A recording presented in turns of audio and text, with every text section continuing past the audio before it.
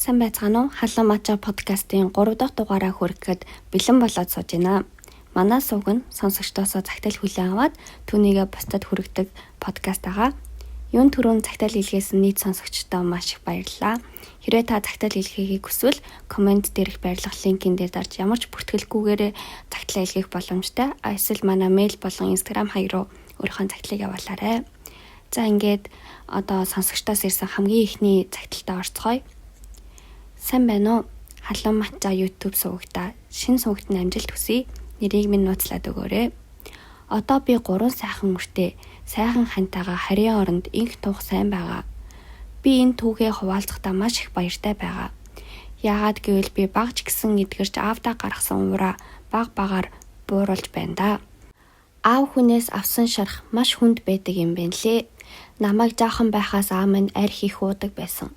Тамхины үнэр, бөөлцсний үнэр, согтуу хүний царай, авир гэд бүгдийг нь би яг хажуунаас нь харж мэдэрч өссөн.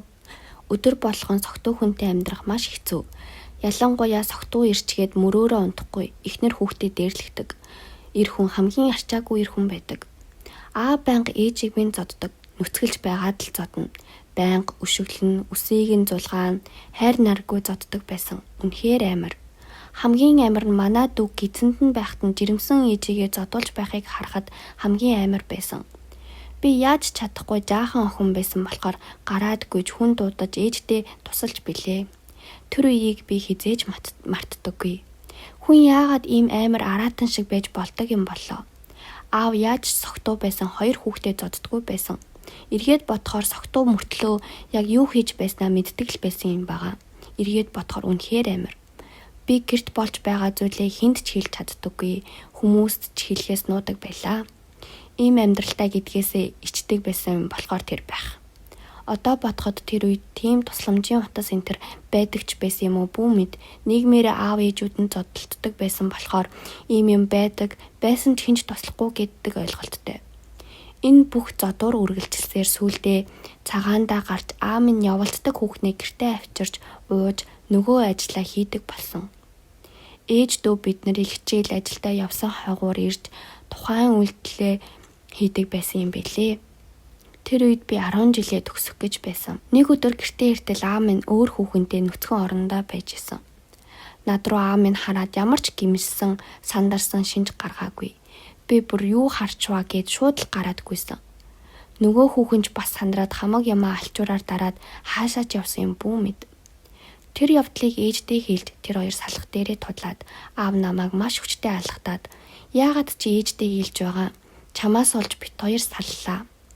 Насанд дөнгөж хурж байгаа охин руугаа буруугаа чихээд явж байгаа ийм аав байдаг юм бахтаа гэд би бүр шоконд орж билээ. Тэр явдлаас хойш тэр хоёр салсан. Шүүхээр ороод салахад тэр хүн эхнэр 2 хүүхд рүүгээ нэг ч эргэж хараагүй. Зүгээр цаашаа алхаад яваад өгсөн. Ийм хүнд шахыг аваасаа авна гэдэг охин хүүхдэд маш хүнд тусдаг юм байлээ. Миний хамгийн жаргалтай мөч амар өрөвдөлтэй. Ээж дүүтэйгээ гуруулаад хүрээсийн байранд ямар ч оргүй гудас дэвсээд шалан дээр унтахад хамгийн жаргалтай байсан. Хинч согтуу эргэхгүй, хинч согтуу хаалга тогшихгүй, хинч чамааг яахчгүй гэсэн мэдрэнд хамгийн гоё. Азар сайхан хань, сайхан хүнтэй очирч байж л багаар миний сэтгэл санаа итгэж эхэлсэндээ. Одоо ч итгэрсээр л явж байна. Ээж дүү гуруула салсныхан дараа харийн орныг зорж тэр хүнээс бүр мөсөн холбоогоо тасалсан. Сүүлд тэр хүнийг нас барсныг нь сонсоод ерөөсөө нулимс гараагүй. Яагаад ч юм баярлаад л байсан. Аав нь нас барж байхад баярладаг хүн надаас өөр байдаггүй байхаа гэдэл гайхсан. Хүчээр уйлах гээд ч нулимс гараагүй. Хэдийгээр хол байгаач тэр хүн амьд л байвал хаанаас ч юм гарч ирээд юу ч хийчих юм бэлээ гэсэн сэтгэл зүйн дарамт байгаад л байдаг байсан. Мэдээж тийхгүй л дээ. Гэхдээ маш хүнд сэтгэлийн шарх авсан хүний хувьд тухайн хүний амьд байгаа нь л тэр хүнээс айдас хизээж арилдаггүй юм байна лээ. Одоогоор би сэтгэл зүйчдэр явж байгаа. Өдийг насалсан 3 хүүхдийн ээж болсон ч багын траума бол байнга л байдаг юм. Бага насанд авсан шарх хүнийг насан туршид дагаж зовоодог. Сэтгэл зүйчийн тусламжтайгаар бага нас руугаа буцаж очиж багаар эдгэрчл явна. Янз бүрийн сэтгэл зүйн дасгалууд хийлгүүлж маш үр дүнтэй байгаа. Миний туршлагаас харахад сэтгэл зүйн зөвлөгөө тусламжийг яг мэргэжлийнх нь хүнээс авах мэдрэмж. Зүгээр нэг хүнд очиод ярих хоёр өөр юм бэлээ. Залуу бүсгүйчүүддээ зөвлөхөд хүнийг засаж аваад сууна гэж байхгүй. Тэр хүн яг анх ямар байсан, ерөнхийдөө тийм л байна гэсэн үг ирээдүйд. Янз бүрийн буруу зуршилтай бол эртгэн болсон дээр бас хүүхдээ өндрүүлэхгүй аавтаа нь байлгана гэдэг буруу санагдсан. Заримдаа салалт бол хамгийн зөв шийдвэр байдаг. Ээжигээ ааваас салахад миний аз жаргалтай өдрүүд эхэлж билээ. Сэтгэлийн тайван байдлын аз жаргал хамгийн чухал. Одоогоор би багаар идгэж байгаадаа л үнэхээр баярлаж байгаа. Түүхийгмээ сонсож уншсан та бүхэндээ баярлалаа. Шинэ YouTube сувагтанд амжилт хүсье. Гэсэн загтлыг илгээсэн бүсгүйдээ маш их баярлалаа. Энэ эмзэг дурсамжаа хуваалцахад үнэхээр хэцүү байсан баха. Гэхдээ та энэ бүхэнтэйгээ нүүр туулж, мэргэжлийн хүнд хандан өөрийгөө эмчилж байгаа нь өөрийгөө хайрлаж байгаа хамгийн том бахархмаар үйлдэл юм шиг санагдлаа. Та энэ орон зайд ганцаараа биш, бид бүгд таныг сонсож ойлгож байгаа шүү гэж хэлхийг хүслээ. За одоо ингээд 2 дахь захианд орцгоё. Сайн байна уу? Өнөөдөр би амьдралынхаа хамгийн тод дурсамж, хамгийн үнэтэй хайрын тухай ярихыг хүсэж байна. Энэ бол бидний анхны уулзалт, анхны харц, анхны хайр.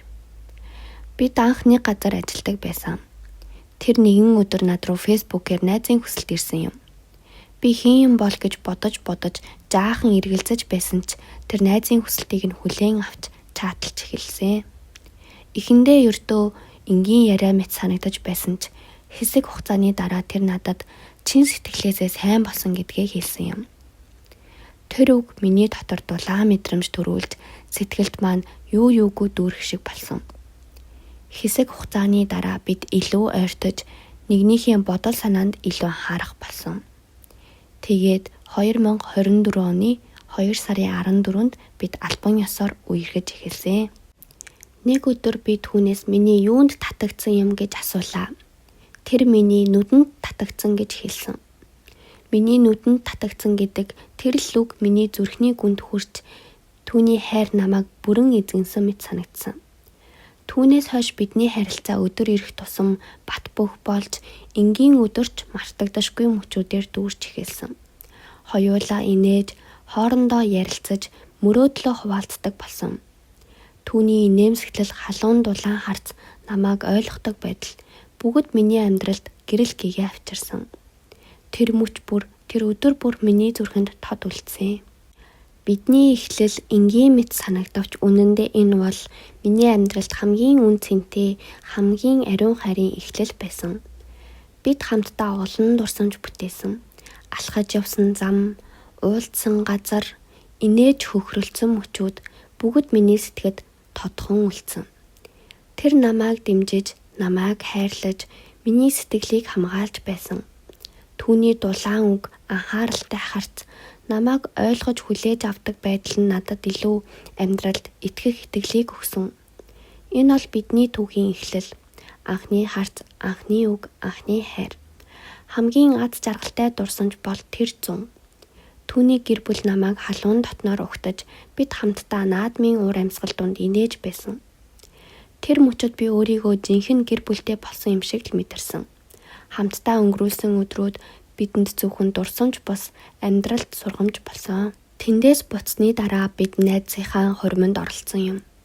Энэ бол зөвхөн баяр хөөртэй өдөр бос бид хоёрын харилцааг улам баттгсан мөч байлаа. Хормын орчинд бид хоёулаа өөрсдийнхөөрөө байж, инээж, хөгжилдөн хамтдаа цагийг өнгөрөөсөн. Тэнд би анзаарлаа. Харин хайр гэдэг бол зөвхөн хоёр хүний дунд биш, гэр бүл, найз нөхөдтэйгөө хэрхэн харилцаж, бие биедээ түшиг тулгуур болохыг ч мөн шаарддаг гэдгийг. Энэ өдөр бидэнд сургамж өгсөн зүйл олон байсан. Амьдралд юу ч төлөвлөөгүй байж болно.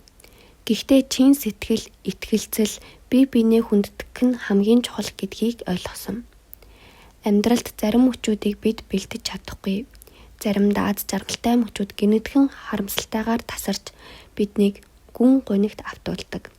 Миний хувьд тэр мөч бол 2024 оны намар ирсэн. Тэр өдөр би хайртай хүнийхээ гинэтхэн нас барсныг мэдсэн. Миний зүрх цогссон мэт, Уйлахаас өөр юу ч хийж чадахгүй амьдралын бүх гэрэл гэгээ алга болсон юм шиг санагдсан. Миний инээмсэглэл, бидний хамтдаа бүтээсэн дурсамжууд, гэр бүлийнхэнтэйгээ уулзсан тэр өдөр, хормонд оролцсон тэр мөч бүгд гэнэтхэн алга болсныг мэдрэх тэр аимшигтай мэдрэмжийг би үгээр тайлбарлах боломжгүй. Нас барсан гэдэгт нь итгэж чадахгүй. Хаалга нэгдэх бүрд түүнийг ороод ирээсэй гэж хүлээсээр чат бичих байх, залгах байх гэж зүйлдээ орой болохыг хүлээж, зүүдэндэж болтгой харахыг хүсч тэр нойтон сэрсээр нэг жил өнгөрчээ. Гэвч амьдрал зогсохгүй. Энэ хүнд үе надад нэг зүйлийг ойлгуулсан. Хайр гэдэг нь зөвхөн хамт байх мөчөөс хамаарахгүй. Харин дурсамж, сургамж, өөрт үлдээсэн гүн утгаараа үргэлжилдэг. Бидний анхны уулзалт үерхэл, гэр бүлийнхэнтэйгээ танилцсан өдөр, хамтдаа байсан цаг хугацаа, энэ бүх дурсамж миний зүрхэнд амьдарч намайг урагш авч явж байна. Энэ нь залуу хосуудын хувьд хамгийн хүнд сургамж байсан ч би ойлгосон. Амьдралыг хайрал, үнэнч бай, бие биендээ түшиг тулгуур нь бол. Учир нь хайр, эртхэнч, гэгээлэг, хожимонч гүн сэтгэлд үлддэг. Энэ бол зохиолшүүлэг, уянгийн драм, кино зохиолч биш. Энэ бол миний дурсамж, хамгийн гүн гашуун, гэхдээ хамгийн үн цэнтэй хэсэг. Миний хайр тэндээс оцсонж, түүний хайр миний зүрхэнд мөнхөнд амьдарсаар байна. Чамдаа хайртай шүү. Чиний хамгийн хайрт маш агаас. Гэсэн сэтгэл хөдлөм бас маш их гунигтай загтал байна. Та бүхэн минь ч гэсэн яг одоо байгаа дээрээ хайртай хүмүүсээ хайрлаж, сайхан үгсүүдийг бие биедээ харамгүй хэлдэг байгаарай. За одоо ингээд хамгийн сүүлийн загталтаа орохоос өмнө та бүхэн маань яг одоо манай сувгийг дэмжиж лайк болон subscribe дараарай гэж чин сэтгэлээсээ хүсье. Мөн загтал илгээхээр бол комент хэсгээр байрлах линкийн дээр дарж ямар ч бүртгэлгүйгээр захиагаа явуулах боломжтой. Мөн манай мэйл хаяг болон Instagram хаягаар өөрийнхөө загтлыг буцалттай хуваалцаарай. За ингээд хамгийн сүүлийн буюу 3 дахь загталтаа орцгоё. Сайн байцгаана уу? Халуун мача подкастын админ болон сонсогч нарт энэ цахиа уншигдах өдрийн мэндийг хүргэе. Би энэ цагтлаа бичих болсны учир нь сүүлийн хэдэн сар хүнд ч ярьж чадаагүй дотроо хадгалсан асуудлынхаа учрыг нь олж чадахгүй байгаа тул энэ подкастаар дамжуулж хүмүүсийн зөвлөгөөг сонсохыг хүссэн юм аа. Нөхөр бид хоёр дахь үрээ үлгийдэн авахар бэлдэж тогтолж буй энгийн л нэгэн гэр бүл. Манай нөхөр надтай уулзахаасаа өмнө нэг найз бүсгүйтэй байсан юм л да. Мэдээж тэр бол асуудалгүй. Би ямар ч хүний өмнөх амьдралыг сөхөж энтер болох ясны дургүй хүн. Өнгөрсөн л өнгөрсөн гэдэг байр суурин дээр бат зогсдог юм. Гэтэл нөхрийнхөө олон жилийн өмнө л тэр бүсгүйгээсээ салсан харилцаагүй байдаг гэж ойлгодог байлаа. Аргагүй л дээ, манай хүн өөрөө надад ярихдаа бараг л юуг нь санахгүй байна. Олон жил харилцаагүй гэж ярьж байсан юм. Гэтэл нэг өдөр би нүдэндээ ч итгэмээргүй зүйл олж харлаа. Нөхрийнхөө утсан дээр хүүхэдтэйгээ зураг авч байгаад онцгүй сарнсан зураг гарчгаар нь устгаад бүр хогийн савнаас нь устгахаар орлоо. Гэтэл нэг танихгүй дугаартаа уцаар яаж байх үед нь санаандгүй хийсэн скриншот буюу дэлгэцний зургнууд байсан. Нилээн удаан ярьсан 15-аас 20 минутын зайтай 2-3 ч удаа яриад тэр болгонд нь зураг авагдсан байсан. Өөр дугааруудтай ярьж байхад нь санаандгүй авагдсан зургнууд зөндөөл байсан. Тэр олон зургнуудаас гагцхүү тэр утасны дугаар л миний анхаарлыг гойд татаж байлаа. Эмэгтэй хүний зүнж гэх юм уу их сонин шүү. Манай нөхөр ер нь л их удаан хугацаар ярьдаг хүн. Тэгсэн ч их сонин санагдсан. Тэгээд дугаараар нь Facebook дээр хайлт хийтэл өмнөх найз бүсгүйнх нь оруулсан зарын групп дээрх нийтлэлүүд гараад ирсэн. Үнэхээр итгэж байсан хүмүүс болохоор зүрх салхлаад нүдэнд нулимс цэлгнээд их л гомдох мэдрэмж төрж байсан. Тэгээд нөхрийгөө орой ажиллаад хараад ирэхэд нь асуулаа. Тэрээр тайлбарлахдаа тэр хүний нөхөр нь гинэт л өвчнөөр нас барчихсан гэсэн. Өвчтөөгөө ч мдээгүй явж байгаад биеийн жаахан завиурлахад залуу хүн болохоор тоохгүй явсаар байгаад гинэт л зүрхэн зогсчихсан гэсэн. Тэгээд тэр бүсгүйг их сэтгэлээр унаж хоолч унд идэхгүй хүмүүстэй ч уулзахгүй сэтгэл зүйн хувьд их хэцүү байгаа гэж сонсоод хүн ёсны үднээс би ярьсан юмаа гэж надад тайлбарласан. Миний нөхөр өөрөө сэтгэл зүйч мэргэжилтэй хүн юм л да. Тэгээд уцаар ярьж сэтгэл зүйг нь дэмжиж ярьсан одоо дахиад ярихгүй гэж хэлсэн. Гэвч дараа нь дахин ярьсаар л байсан. Би 2 дахь удаага ярихт нь шууд нөгөө бүсгүүрөө залгаад гэтэл өөдөөс бараг гайхаад байна уу гэлтэй хоолойны өнгөөр. Бид хоёрын дунд ёстой тийм юм байхгүй. Надад хурим нарай хийсэн эхнэртэй хүүхэдтэй болсонгоо бүгдийг нь ярьсан. Би тэгэж хүүхэдтэй хүнтэй хүний нөхөртэй харилцаа үүсгдэг хүн биш шүү гэж цохолтонгүй өнгөөр надад хэлсэн. Бас битгий нөхөртөөгөө юмнаас болж хэрүүл уруул болж бай. Амьдрал богинохон иймхэн юмд маргалтаад амьдрахад гунигтай шүү гэж хэлсэн. Тэр үг нь надад нэрэл нөхөр нь нас барсан гэдэг нь үний юм байх та гэж бодогдуулж бас сэтгэл зүйн хэцүү байгаа хүнтэй нөхрөө асууж ярьсандаа гимших мэдрэмж төрсөн. Ингээд нөхрийнхөө үгэнд итгээд зүгээр л орхив. Тэр бүсгүйтэй ярьсны хандараа би мессеж бичиж явуулсан. Мессежэндээ би буруу ойлгож эвгүй сэтгэл төрүүлсэнд уучлаарай. Гэхдээ өөрөө эмэгтэй хүн учраас ойлгох байх. Ямар ч эмэгтэй нөхрийнхөө өмнөх бүсгүйтэй олон цагаар уцаар яриад байвал асууж тодруулж нэгтлэх нь ойлгомжтой шүү. Дахиж ярихгүй байхыг хүсье гэж бичсэн. Найрсгаар бөгөөд шулуухан л хэлсэн л дээ. Гэтэл түүний дараа тэр бүсгүй нөхөрт маань танаа ихнэр ёстой дайжгүй хүн байлээ. Бараг нийлээд найзууд болоод чамааг муулж сумаар гэж уцаар ярьсан тухайг нь нөхөр надад хэлж байсан. Миний гол асуудал бол энэ асуудал яригадаад 1 жилийн хугацаа өнгөрсөн ч тэр хоёр нууцаар ярьсан хэвээрэл байгаа. Байнга биш ч хаяа. Сүүлд асуухад тэр бүсгүй нь одоо өөр амьдралтай болж байгаа. Сэтгэл зүйн дээрцэн гэж хэлсэн. Миний асуух гэсэн асуулт бол салсан хүмүүс ийм харилцаатай байгаад байж болдог гэж үү? Өмнө нь амаргууд байсан хүмүүс зүгээр л сайхан найзууд байж болдог юм уу? Энэ харилцааг тоохгүй үлдээх үү? Эсвэл төвчиж хүлцэнгүй хандах ёстой юу? Та бүхэн минь амьдралынхаа туршлагаасаа хуваалцаач. Зарим асуудалд шийдвэр гаргахад туршлага их тутах юм аа. Анхаарал хандуулан сонсон та бүхэнд маш их баярлалаа. Подкаст нь цаашдаа илүү олон сонсогч нартай болох болтугай гэж хүсье. Админда бас амжилт хүсье гэсэн захидлыг явуулсан байна. Та бүхэн минь захидлын эзэднэрт өөрийн бодол, урмын үгс зөвлөгөө комент хэсэгт соёлтойгоор бичгийг хүсье. За ингээд манай 3 дахь дугаар ийхүү жаргаж байна. Сонссон нийт бүх хүмүүстээ маш их баярлалаа. Дараагийн дугаараа уулзтлаа. Түр баяртай.